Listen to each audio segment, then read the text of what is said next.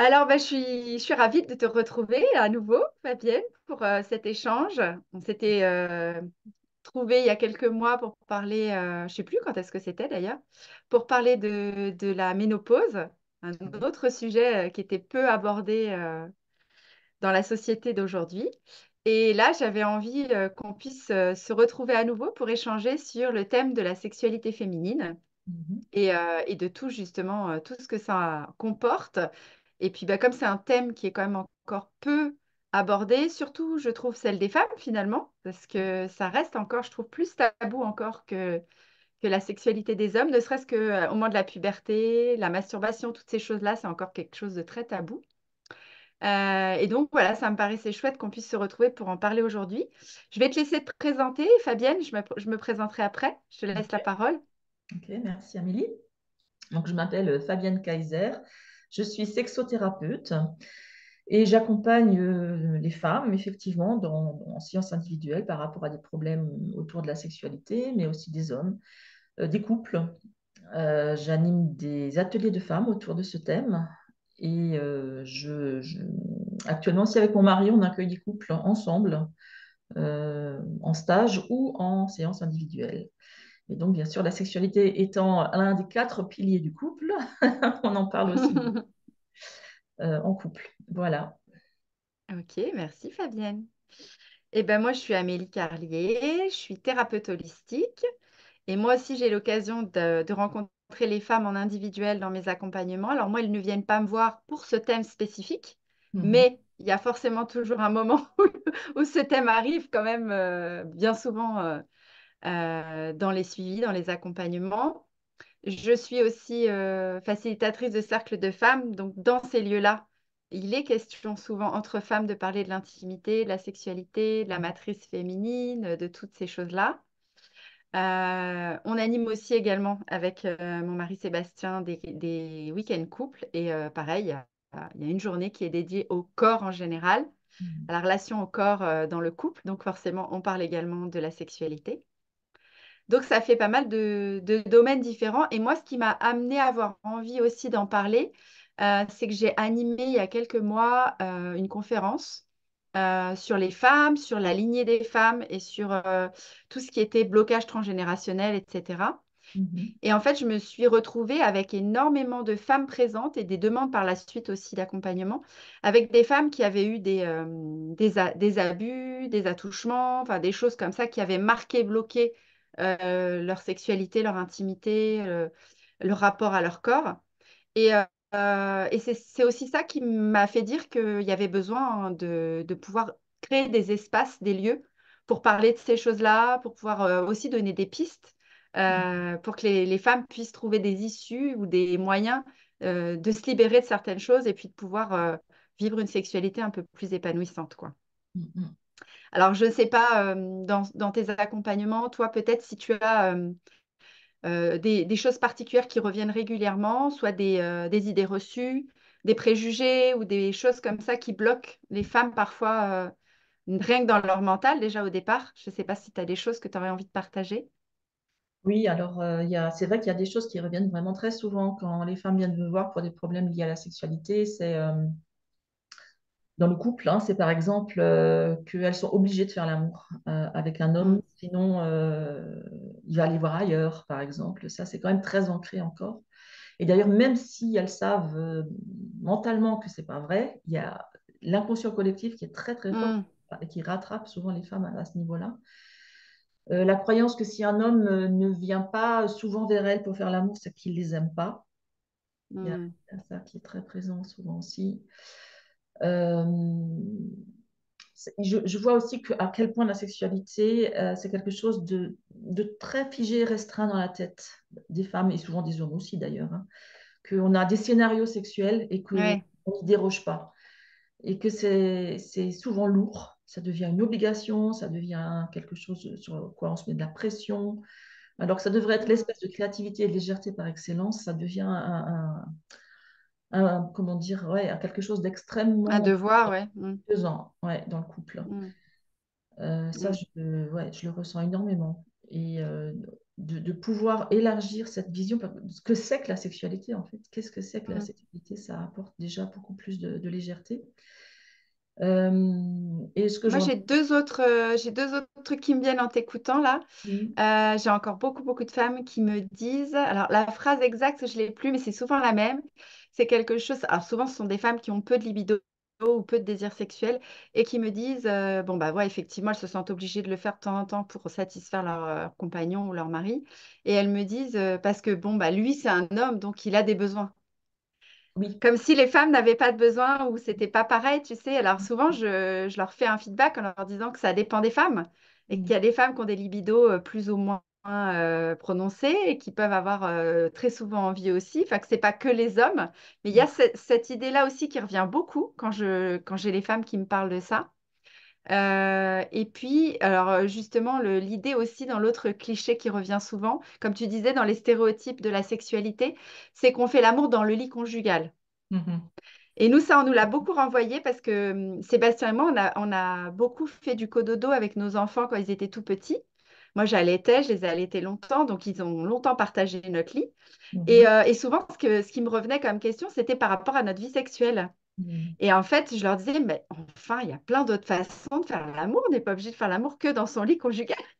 Mais en tout cas, Ouais. c'est quelque chose qui revient aussi beaucoup si ça ne se fait pas dans cet espace-là. Comme si, tu sais, il faut attendre toute la journée. Et quand on se met l'un à côté de l'autre le soir dans le lit, c'est comme si là, tout d'un coup, on se souvenait qu'on peut faire ça, que ça peut exister, la Mhm, sexualité. Il y a un truc comme ça. Et ça revient aussi beaucoup de la part des parents d'adolescents. mhm, Je sais que moi, mes grands qui sont maintenant adultes, quand ils étaient ados et qu'ils avaient un petit amoureux, une amoureuse qui venait dormir à la maison, les mamans m'appelaient souvent avant me demandant s'ils allaient partager la chambre ou pas pendant la nuit. Et moi, je leur disais, bah, écoutez, à partir du moment où on les laisse toute la journée, des fois, on est au boulot, ils passent la journée ensemble chez vous ou chez moi.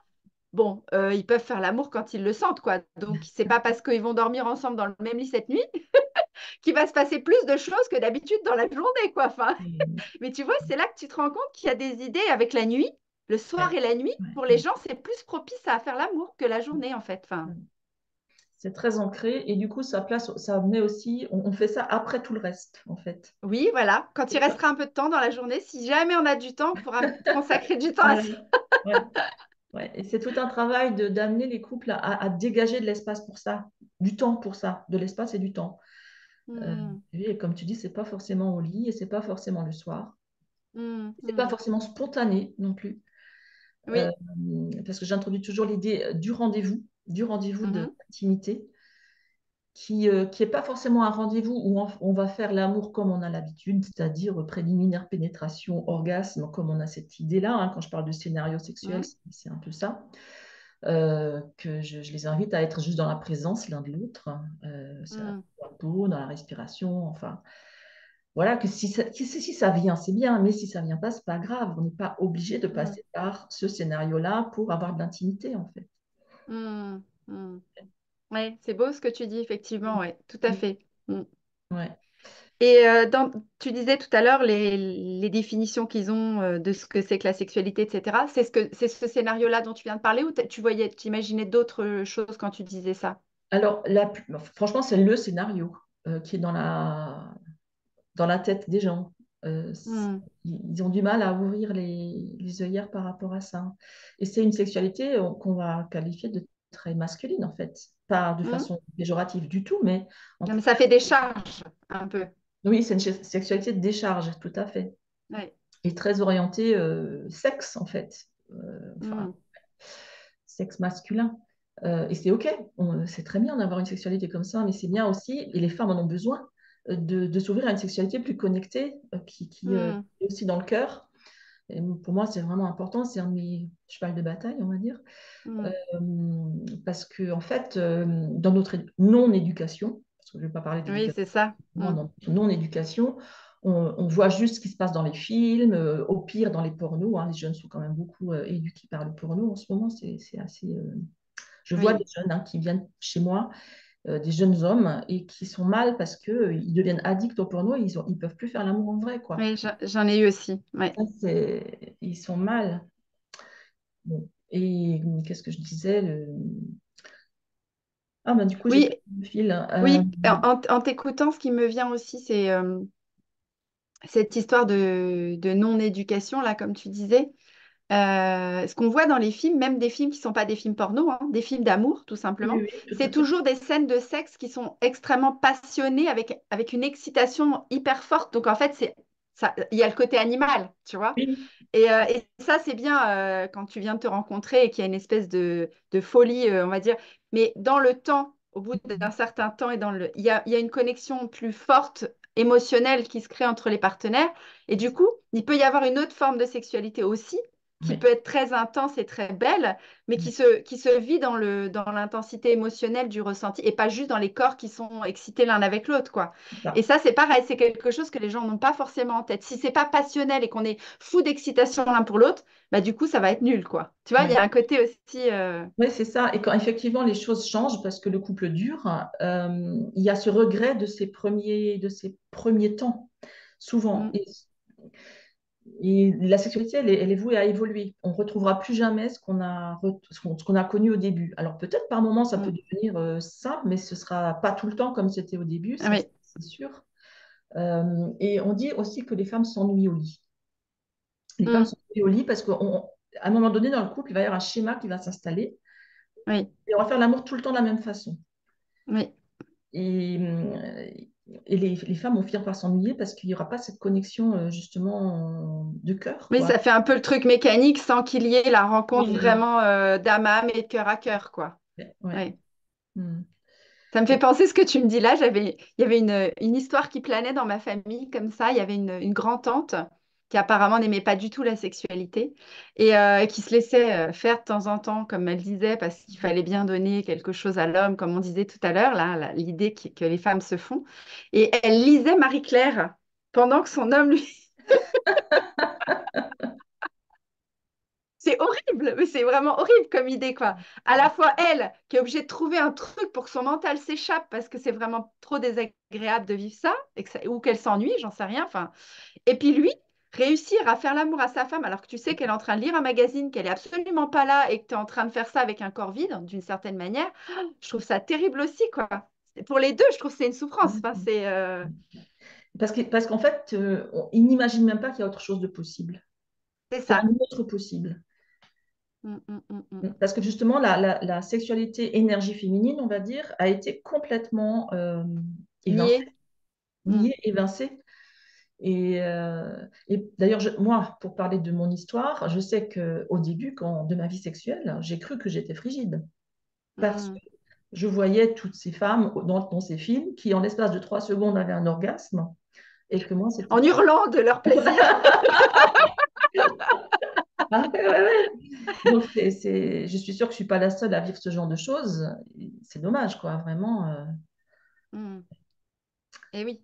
Oui, puis c'est vrai que il n'y a aucun espace de parole pour ça, les hommes souvent en parlent entre eux sous forme de superlatifs, en se vantant, avec Mhm. des trucs un peu exagérés de ce qu'ils vivent à l'adolescence entre eux. Et les femmes, elles en parlent quasiment pas entre elles, ou alors elles vont parler d'amour, de relations d'amour, etc. Mais elles vont pas entrer dans les détails de ce qu'elles vivent dans leur vie sexuelle. Ce qui fait qu'en fait, il n'y a pas d'informations du tout qui sont données. On ne sait pas ce qui est normal, ce qui n'est pas normal. Euh, on n'a aucune idée de tout ça, c'est vrai. Et moi, je sais que dans les petits ateliers que je fais pour l'entrée dans la puberté avec les petites jeunes filles, là, de 8 à 12 ans, on explore aussi comment est fait le sexe féminin, le vagin, la vulve, etc., le clitoris. Et les mamans qui viennent chercher leurs filles, comme je leur fais fabriquer des clitoris en pâte, c'est la pâte à rêve, tu sais, c'est une pâte Mhm. qui sèche plus vite que la pâte à modeler, là. Et les mamans, elles observent ça et il y en a plein qui savaient même pas que le clitoris était aussi long à l'intérieur. Elles Mhm. croyaient qu'il y avait que le bouton extérieur, tu vois. Enfin, il y Mhm. a plein de méconnaissances. Même une femme qui a Oui, 40-50 ans, elle sait même pas comment est vraiment fait son corps, en fait. Enfin, il y a plein de choses qui sont ignorées. Donc c'est vrai que c'est complexe, quoi. ouais, ouais, c'est une chose que je vois aussi dans mes parcours avec les femmes de tous âges, quoi, hein. Et c'est vrai qu'il y a beaucoup d'ignorance de comment on est faite. Ouais, Alors, il y a l'ignorance de la connaissance et puis il y a l'ignorance aussi de l'exploration. c'est ça. Ouais. Elles ont jamais, ou très peu, ou alors elles n'osent pas le dire, mais elles n'ont pas beaucoup exploré leur Mm. corps à l'extérieur ou à l'intérieur pour voir comment c'était fait, comment ça, qu'est-ce qu'on ressent, comment ça fonctionne. C'est vraiment un truc très, très, très tabou, quoi. Ouais. Mais en fait, quand on y réfléchit, dans nos inconscients collectifs, une femme qui a beaucoup de désirs sexuels et qui le Mm. manifeste, elle s'est pas très bien vue, hein. C'est vraiment. Non, non. Maintenant, il n'y a qu'à voir Marie-Madeleine, déjà, rien que ça, Oui, oui, qui ne voulait pas se marier, qui voulait assumer pleinement sa vie de femme indépendante et sexuelle, et qui, du coup, a été reléguée au rang de prostituée dans la Bible parce que c'était pas une femme mariée et parce qu'elle osait c'est ça. aimer vivre sa vie sexuelle librement, quoi. Donc, oui, bien sûr, dans l'inconscient. De toute façon, Ouais. il y a souvent la mère et la pute, en fait. Il n'y a Mm. pas il y a pas beaucoup d'entre-deux, en fait. Hein. Non, non, et même dans la tête des hommes, quand leur femme devient mère, Mm, ils ont du mm, mal. Parfois, certains perdent le désir parce qu'on ne peut pas faire l'amour avec une mère, quoi. C'est pas mm, possible. mm, Ils n'en sont pas conscients, ils ne comprennent pas. Mais c'est ça qui est en jeu. Ouais. mm, C'est dans mm. une croyance, je sais pas, aussi qui vient des générations d'avant, quoi. Oui. Ouais, il y a beaucoup de travail de nettoyage à faire par rapport à ça. Mm. Alors justement, ouais, c'est bien qu'on le dise aussi parce que là, on a fait un état des lieux de tout ce qui était voilà, clichés, blocages, choses qui nous empêchent de vivre notre vie sexuelle de manière plus belle, plus créative, plus connectée. Et dans tout ça, effectivement, il y a tout un travail de libération que les gens ne se rendent pas compte, en fait, qui sont impactés par soit les croyances collectives, comme on l'a dit là, hein, les choses que la société dit ou suggère sur la sexualité. Et puis toutes les croyances et les conditionnements de la famille dans laquelle on a vécu, ce qu'on a entendu enfant sur la sexualité. Et puis quand on est une femme, toute la lignée des femmes au-dessus de nous, comment elles ont vécu leur sexualité, est-ce que c'était quelque chose de positif ou pas? Moi, par exemple, j'ai une grand-mère qui a été maman très très tôt après son mariage. Et elle a eu son premier bébé, c'était un placenta prévia, donc le placenta qui est placé avant l'enfant au niveau sortie du bébé. En plus, à l'époque, il n'y avait pas d'échographie, donc on ne pouvait pas savoir qu'il allait y avoir ça. Donc, mon père, à la naissance, a failli mourir parce qu'il ne pouvait pas sortir et que voilà, ça a été dramatique. Il est né bleu, ils ont dû le ranimer, etc. Et dans l'urgence, comme disait ma grand-mère, elle employait ces mots-là, ils l'ont un peu déchiré pour vite faire sortir l'enfant pour le sauver. Et à l'époque, on ne refaisait pas des reconstructions aussi comme on fait maintenant, Mm. ce qui fait qu'elle s'est retrouvée ensuite avec vraiment sa matrice abîmée. Mm. Et elle a toujours après eu mal et souffert pendant le... Donc sa vie sexuelle depuis toute jeune a été flinguée, entre guillemets, quoi. Ça a été douloureux pour elle. Et quand on porte cette mémoire-là au-dessus de soi dans la lignée, si on ne le sait pas ou qu'on n'a pas fait attention ou qu'on n'a pas fait le rapprochement, enfin, on peut très bien par fidélité s'interdire d'avoir une belle vie sexuelle épanouie en se disant, bah, ma grand-mère n'a pas eu le droit d'avoir une vie sexuelle, pourquoi moi je pourrais m'autoriser à ça, quoi. Oui, C'est ça un exemple, mais il y en a plein. moi, j'en ai des femmes comme ça qui viennent avec du vaginisme, hein, c'est-à-dire l'impossibilité d'être pénétrées, il n'y a aucune histoire d'abus dans leur histoire. Oui, mais ça vient de leur mère, leur grand-mère, qui a Mm, vécu des choses dont tu viens de parler là. Et ça reste en fait, ça mm, n'a pas été reconnu, parlé. mm. Mm, mm. Les corps s'en souviennent. Oui, c'est ça. Les corps Mm. s'en souviennent. Ouais. Et c'est Comme les quoi, il corps. peut y avoir des blocages dans la tête. Ou il Mm. peut y avoir aussi des blocages dans le corps, en fait. C'est lui qui sait. La tête sait même pas pourquoi, mais il y a un blocage quand même. Donc, ça peut être à plein de niveaux, en fait. C'est ça qui est...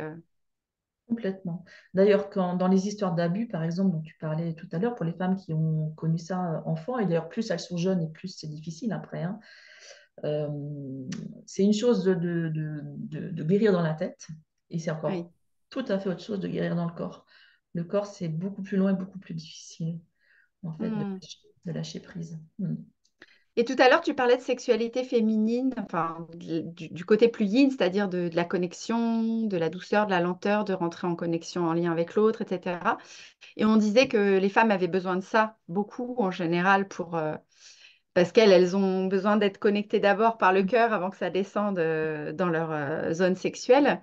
Et les hommes, eux, qui sont plutôt d'abord leur zone sexuelle avant que ça monte dans le cœur, enfin qui marchent un peu différemment. Mais en fait, je me rends compte dans les week-ends couples qu'on fait, où tous les hommes, quand on verbalise autour de ça, que finalement, ils ne le savent pas eux-mêmes, mais quand ils le vivent vachement bien aussi, parce que ça les met dans une autre intensité que Mm. juste la pulsion de leur sexe, en fait. Ça Oui. devient vraiment intense dans tout leur corps et ils découvrent quelque chose qu'ils connaissaient pas, mais qui est vachement puissant pour eux aussi, Ouais. finalement. avec Ouais, cette sexualité. exactement. C'est-à-dire qu'au lieu, nous les femmes, de les castrer quand ils expriment leur désir, c'est de le reconnaître et même de le magnifier, de l'amplifier et de lui demander de le garder. On n'est pas obligé tout de suite d'en faire quelque chose. Parce qu'il y a souvent Mm, cette idée qu'il faut, hop, j'ai une érection, allez, on y va et on décharge. Non, en fait, mm, d'être vraiment dans les ressentis, la respiration et de laisser monter cette énergie dans tous les corps pour la diffuser dans toutes les cellules, en fait. Et là, mm, effectivement, le cœur peut s'ouvrir et ça prend une autre dimension. mm. Et puis ça leur enlève aussi le poids de l'objectif à atteindre aussi, C'est d'une ça. certaine manière, qui parfois peut Ouais, aussi, eux, ouais. les bloquer ou leur foutre la pression et Mm, que ça soit moins agréable pour eux. Parce que je sais que j'ai aussi eu des hommes qui m'ont confié qu'ils étaient allés voir une prostituée, par exemple, pour se défaire, parce qu'ils lui devaient rien. Comme ils la payaient, ils lui devaient rien.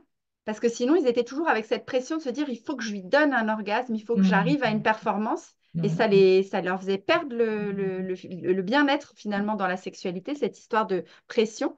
Alors que s'ils allaient voir quelqu'un à qui ils ne devaient rien puisqu'ils avaient payé, entre guillemets, ouais. bah, du coup, ça les déchargeait de cette histoire de devoir absolument réussir quelque chose dans l'acte sexuel, quoi. Et là, c'est intéressant ce que tu dis parce que ça revient sur l'idée qu'il est responsable de l'orgasme de la femme. Et ça, c'est pas juste en fait. Nous, les femmes, C'est nous vrai. sommes responsables de notre orgasme, de notre corps, de nos sensations et de notre ressenti. Et c'est pas l'homme qui est responsable de ça, en fait. Encore faut-il oser le dire, oser dire ce qu'on veut C'est ça. pas, Ouais, ce ouais, qu'on ouais. aime, ce qu'on n'aime pas, et c'est ça qui est compliqué, parce que du coup, on se tait, on subit, puis après, on se plaint. Et on Mm, dit que l'homme ne le fait pas bien, qu'il ça. n'arrive pas à nous donner du plaisir, que... Donc, c'est pas simple, en fait. Non, Réussir que chacun reprenne sa responsabilité, en fait. et c'est là que c'est important de communiquer sur la sexualité dans le couple, euh, en dehors de ces moments-là, hein. On peut aussi Mm, mm, communiquer pendant, mais c'est bien aussi de communiquer en dehors pour dire, voilà, comment ça s'est passé pour moi, qu'est-ce qui était bien, qu'est-ce que j'ai moins aimé. mm, mm, Ça mm. touche, c'est vrai, à beaucoup de vulnérabilité, donc c'est délicat, mais c'est indispensable pour avancer, quoi, parce que sinon on tourne en rond dans les mêmes choses en permanence. Ouais. Mm. Il y a aussi l'aspect somatisation des zones génitales des femmes aussi en lien avec la sexualité. Je sais que dans le livre de Daniel Flamenbaum, tu sais, sur femmes désirées, femmes désirantes, je crois que ça doit être dans ce sens-là, je suis un problème avec le Ah. titre. Mhm. Elle explique aussi que les mycoses, les cystites, les choses qu'on a systématiquement, puis il y a des femmes, dès qu'elles ont un rapport, derrière, il y a une cystite, systématiquement, dans les jours qui suivent. Alors Mhm. on dit oui, il m'a mis un germe, enfin, il y a Mhm. tout un tas de... Mais il n'empêche que elle, dans son livre, ce qu'elle explique, c'est que le feu sexuel, le désir qui n'est pas accepté par le mental, qui est refusé quelque part par la femme, eh ben, ça finit par se bloquer à cet endroit-là, le feu, et ça déclenche des inflammations, donc les mycoses, les cystites, etc. Donc il y a aussi toutes ces somatisations que nos corps vont exprimer quand il y a un blocage ou quand il y a quelque chose qui n'est pas bien assumé en fait de la sexualité, quoi. Ça. Quand on se sent coupable de son désir, par exemple, Oui. ouais, on n'ose pas montrer son désir. On préfère le garder pour soi, pour plein de raisons d'ailleurs, hein, par Mm. peur, par peur de ce que l'homme va en faire. D'ailleurs, ça me fait penser, il y a une chose dont on n'a pas parlé, c'est ce que je vois beaucoup dans les couples, c'est que les femmes finissent par presque refuser d'être touchées ou de toucher l'homme, parce que dès qu'il y a un rapprochement physique, Ah oui. euh, Elles vont passer à la casserole. elles vont passer à la casserole. Ouais. Ça, Oui, ça, je l'ai eu ouais. aussi, oui. Oui, Ouais. oui. Et du coup, là, ce dont je parlais tout à l'heure, le rendez-vous, dans un premier temps, en tout cas, c'est vraiment clair que là, c'est pour effectivement l'intimité, mais que dans Mm. tous les autres moments, il n'y aura pas cette intimité-là. C'est juste de la tendresse, c'est se prendre dans les bras, se câliner, mais il n'y aura rien d'autre. Donc, pour que ça puisse vivre Mm. aussi, cette Oui, tendresse dans le ça, couple. je l'ai eu une fois avec un couple que j'accompagnais où il lui disait que finalement, ce qui le faisait le plus souffrir, c'était pas tant le fait qu'il fasse plus l'amour, mais c'est qu'il pouvait même plus la toucher, lui faire des câlins, rien, parce qu'elle était tellement flippée, parce que elle dit oui, mais dès que tu me touches, je sens. Il me dit bah, il dit j'y peux rien si je te désire, mais c'est pas pour ça que je vais te sauter dessus. Mais en tout cas, elle sentait ce désir, ça lui faisait peur. Tu sais, ce cheval qui part au galop, tu as l'impression que tu vas jamais réussir à l'arrêter, quoi. Il y a ça dans la description des peurs des femmes aussi avec ce Ouais. désir fort qui monte chez l'homme. Et du coup, bah, on préfère pas du tout faire quoi que ce soit qui pourrait faire un tout petit peu monter ce désir, parce que comment je vais faire pour arrêter la machine après si moi, je veux pas aller plus loin, quoi. Ouais. Ouais. Ouais, ouais. Et là aussi, c'est de la responsabilité de la femme d'être assez ancrée en elle et dans son bassin pour que les énergies que l'homme sente que, voilà, on va là, mais pas plus loin. C'est, Mm, l'homme, il a mm. sa part, mais la femme, elle a sa part aussi dans Oui, ça. ce côté d'affirmation aussi. Oui, parce que sinon, Et elle c'est reste sur un intéressant que tu vide. parles d'énergie aussi, parce que on a parlé des corps, on a parlé de l'émotionnel et des blocages mentaux et tout ça, mais il y a aussi le côté énergétique, effectivement, qui est important. Quand on va du côté du Tao sexuel ou du Tantra, etc., on parle quand même beaucoup aussi des échanges d'énergie entre les partenaires pendant l'acte sexuel. Et c'est vrai que c'est un aspect quand même qui est intéressant. En tout cas, quand je raconte à certaines femmes comment est la sexualité, déjà comment est perçue la sexualité dans ces cultures-là Mhm. par rapport à notre culture judéo-chrétienne. Et comment on peut vivre la sexualité dans les échanges d'énergie aussi dans le rapport sexuel. Je trouve que ça donne une autre dimension encore à la sexualité. C'est intéressant aussi quand même de l'avoir en conscience, quoi. Oui, parce que dans ces cultures-là, c'est relié au divin, hein, c'est relié vraiment C'est ça. à- à rencontrer le divin en soi, la Et sexualité. dans le Tao, ce que je trouve génial, c'est qu'il nous donne aussi des clés avec des différentes positions, etc., pour soigner le corps en faisant circuler l'énergie d'une certaine manière quand on fait l'amour. Et je trouve ça génial, l'idée de pouvoir faire du bien aussi au corps de l'un et de l'autre globalement, pas que dans le plaisir sexuel, que ce soit pratiquement un outil de santé. Ouais. Je trouve ça génial, quoi, parce que je sais qu'il y a des médecins phytothérapeutes un peu plus naturels qui disent parfois aussi aux femmes que si elles n'ont pas une vie sexuelle régulière, épanouissante, ça peut jouer sur leur santé globale, en fait. Et là, dans la médecine chinoise, dans le Tao, etc., ils en parlent. Ils disent comment faire pour faire circuler l'énergie d'une manière ou d'une autre entre les deux partenaires dans la relation sexuelle pour se soigner. Donc, je trouve ça intéressant aussi comme vision des choses. Oui, oui, complètement. Et moi, j'explique aussi qu'en fait, l'énergie sexuelle est aussi une énergie de guérison. C'est-à-dire que parfois, quand on a une relation intime, sexuelle, eh ben, il y a des émotions qui montent, qui ne sont pas toujours Oui. confortables. Et qu'il faut savoir les accueillir et les accepter aussi parce que c'est nécessaire pour que ça puisse se libérer. Mhm. On a cette image qu'une relation sexuelle, ça doit toujours être youpi hop la boum, tout se passe À la bien, fin, tout le monde est heureux et explosion d'amour, mais que surtout d'ailleurs quand on a une histoire d'abus, des histoires de trauma, etc., eh ben, oui, au moment de faire l'amour, il peut y avoir des choses compliquées.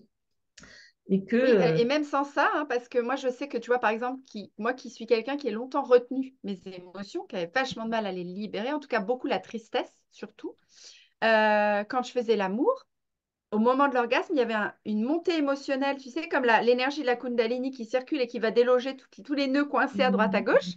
Et ben, j'avais une montée d'émotions qui m'arrivait et des fois, je me mettais à pleurer parce que tout ce trop-plein d'émotions que j'avais cumulé depuis plusieurs semaines et qui n'étaient pas sorties, bah, avec ce bouchon de champagne qui lâchait là d'un coup, pouf, bah, je me mettais à pleurer. Et ça va quand ton partenaire, il sait ce qui se passe, qu'il te prend dans les bras, il te réconforte, il dit tout va bien, ça. Il ne faudrait pas qu'il croie que c'est lui qui a déclenché cette émotion. ça, C'est ça qui est complexe aussi. Hein, ouais. C'est pour ça que j'en parle aussi au couple de ça, que c'est important de savoir accueillir ça aussi. Mm. Mm, mm, mm. Ok, je suis en train de réfléchir s'il y a d'autres sujets qu'on n'a pas abordés mais qui seraient intéressants d'ajouter. Moi, Euh, il y a un sujet dont on ne parle pas beaucoup, c'est la sexopérinatalité, la Oui, sexualité autour de la naissance.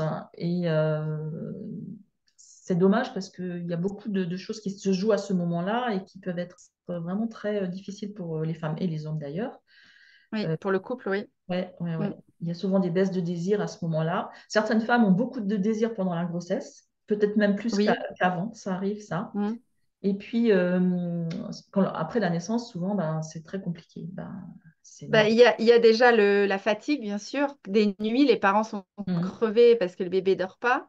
Ouais. Il y a la préoccupation totale pour ce bébé qui arrive et la maman, elle est tellement concentrée là-dessus que tout son être est focalisé sur ça. Il y a les papas, des fois, qui ont du mal à trouver leur place et qui ont l'impression d'être exclus de cette diade mère-enfant et qui, du coup, ben, croient qu'ils n'ont plus leur place vraiment Mhm. dans ce couple. Il y a des fois les femmes qui ont eu des petites déchirures, des épisiotomies et qui ont peur d'avoir mal en refaisant l'amour la première fois. Enfin, c'est vrai qu'il y a beaucoup, beaucoup, beaucoup de choses qui se passent à cet endroit-là.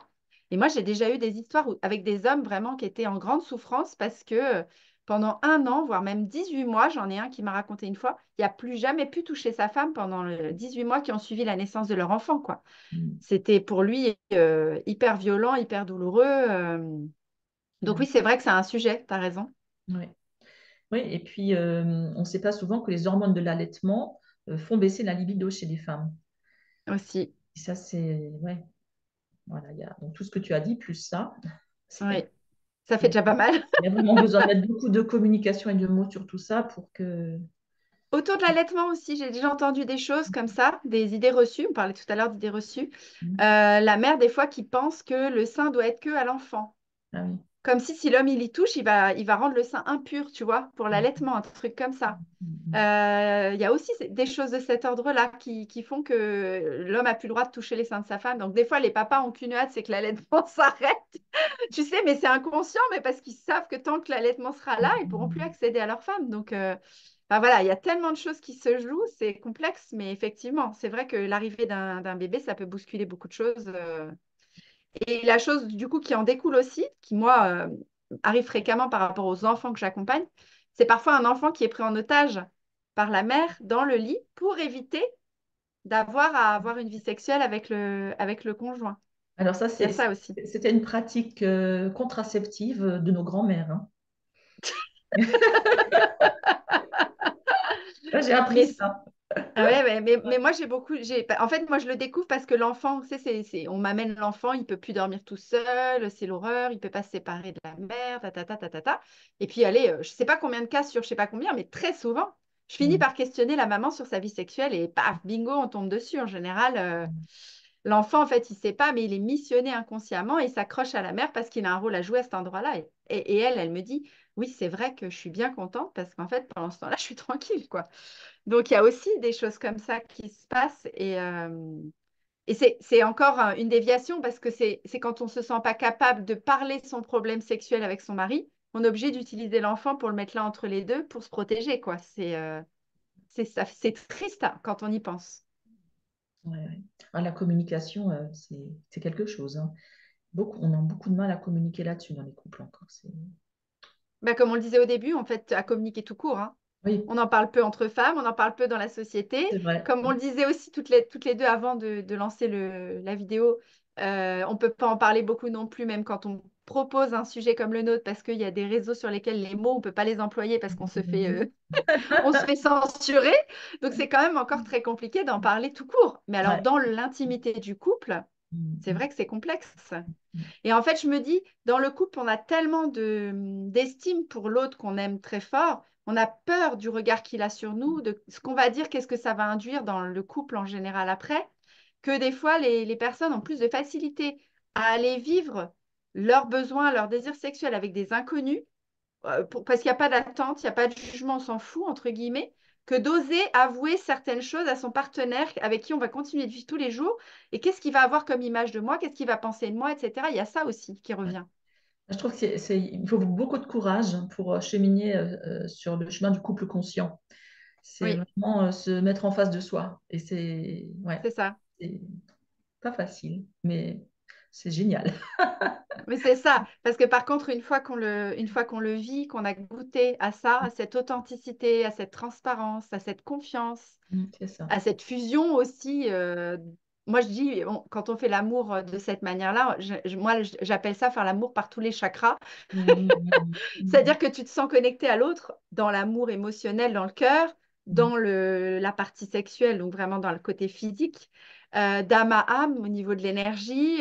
Enfin, c'est par tous les pores, en fait. Donc, ça a plus du tout la même sens, c'est mm. pas la même sensation que de vivre juste un rapport sexuel rapide où c'est que les sexes qui se parlent, tu vois. Enfin, même si ça, c'est bien aussi de temps en temps. Je dis pas que c'est pas Bien bien en sûr, soi, bien sûr. mais c'est pas la même saveur que quand tu fais le feu d'artifice dans toutes les parties de ton corps, quoi. Mm. C'est mm. Donc, en résumé de tout ça, surtout, ne pas rester dans son coin avec des blocages et des choses comme ça, parce qu'il y a tellement de façons de pouvoir avancer, cheminer sans libérer. C'est tellement dommage et triste de vivre une vie coupée de cet aspect-là, quoi, et Ouais. privée, ou de le vivre en douleur, ou de le vivre en souffrance, enfin, alors qu'il y a des moyens de, bah, Mm. de pouvoir guérir ça. je Mm. trouve. Oui, absolument. Il Mm, faut pas hésiter à consulter, en fait, hein. c'est ça, c'est Mm. ça. Soit une sexothérapeute comme toi tu le fais parce que là bah voilà c'est dédié à ça vraiment spécifiquement. Ça peut aussi être commencer par faire un chemin, un travail thérapeutique si on n'a pas encore l'envie ou le courage de plonger directement dans cette zone-là, mais d'aller au moins dégager des mémoires et des choses à côté. Et peut-être qu'après on aura la possibilité d'y aller, mais en Mm. tout cas ne pas rester seul dans son coin avec cette souffrance quoi. Mais tu sais, moi je dis toujours, les gens viennent par cette porte-là chez moi, par un problème avec la sexualité, mais après on va revisiter toute l'histoire, parce que la Ah bah je me doute sexualité, bien, bah oui. c'est pas juste enfermé en soi, quoi. Hmm. C'est relié à plein de choses. Donc, Oui, oui, bien toi, sûr. peut-être la porte est différente et tu vas y venir. Moi, je commence par Oui, là et puis je visite le reste. c'est ça, On ne peut c'est pas ça. y échapper. Ouais. Ouais. Non, mais ça, bah, c'est sûr, parce que de toute façon, on l'a dit tout à l'heure, les blocages, ils viennent de partout, donc tu peux pas rester que connecté à ça. Non, je disais ça parce que je pense que peut-être il y a certaines personnes, comme c'est encore très tabou, qui ont peut-être juste la peur de passer le cap, d'aller vers quelqu'un où c'est écrit, Oui. affiché dès le départ que c'est ça Mm. qu'on va travailler. Ouais, C'est plus ça ouais. peut-être, tu vois. Mm. Mais effectivement, c'est tellement vaste comme sujet. Mm. C'est pas juste parler de la sexualité. Après, derrière, ça découle sur. J'avais lu il n'y a pas très longtemps là que dans un lit conjugal, il n'y avait pas que deux personnes, il y avait tous les ancêtres et qu'on était très nombreux dans le lit conjugal. Oui, plus tous les ex. C'est ça. Plus toutes les histoires passées, effectivement, de chacun, etc., qui ont laissé leurs traces les unes après les autres. Oui, Ouais. ça fait beaucoup de choses. Ouais, dont on n'a pas fait le deuil et qui agissent encore en souterrain. Mm. Mm, mm, mm. Bon, bah écoute, moi Ouais. je crois qu'on a bien cheminé, bien avancé sur ce thème. En tout Mm. cas, je suis ravie d'avoir partagé ce moment avec toi et d'avoir pu explorer, partager avec les personnes qui regarderont cette vidéo bah, cette thématique quand même qui est assez vaste. Et puis, bah, je te dis peut-être à une prochaine fois encore pour un autre sujet de vidéo Oui. ensemble. Et peut-être pour creuser aussi, parce que là, on a fait un tableau très général de C'est plein de ça. choses, mais si vous avez des questions, n'hésitez pas à les mettre en dessous de la vidéo pour creuser peut-être tel et tel aspect qu'on a juste survolé Oui. aujourd'hui, quoi. Aller plus loin dans le thème et pourquoi pas peut-être même un jour faire pour les femmes intéressées, faire un thème en direct ensemble dans Mm. un espace comme celui-ci sur Zoom, pas forcément sur les réseaux, mais en direct pour pouvoir avoir les questions-réponses et élaborer autour des problématiques qu'elles se posent ou des questions qu'elles se posent. Ça peut Ouais, aussi être chouette. absolument. En tout cas, merci Amélie pour ton invitation.